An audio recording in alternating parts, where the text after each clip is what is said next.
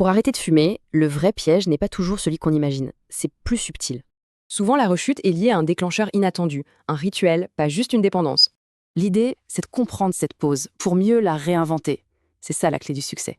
Alors, pourquoi c'est si dur à lâcher? Parce que ça va bien au-delà de la cigarette. En fait, l'envie est double. C'est chimique, bien sûr, mais c'est aussi un besoin social. Voilà ce qui rend la pause café si puissante, ces ancrages psychologiques très forts. Donc au lieu de lutter contre, la stratégie c'est de le pirater, de le repenser. Pour ça, il existe une méthode simple, en 4 étapes, pour déconstruire l'habitude et la remplacer. D'abord, on décortique l'ancien rituel. Vraiment, du début à la fin, sans rien oublier. Étape 2, on fait le tri. Qu'est-ce qu'on garde de positif, qu'est-ce qu'on élimine? Ensuite, on imagine 2 nouvelles options, 2 scénarios de remplacement. Ça donne de la souplesse. Et enfin, on écrit le nouveau script. Le mettre sur papier, ça le rend beaucoup plus concret. Bon, et si une grosse envie débarque d'un coup? Pour ça, il faut un plan d'urgence.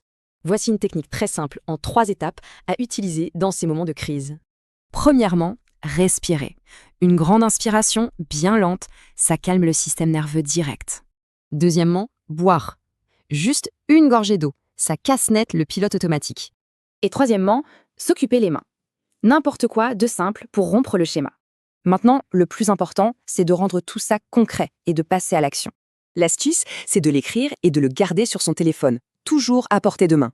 La vraie question maintenant, c'est à quoi va ressembler ce nouveau rituel pour soi?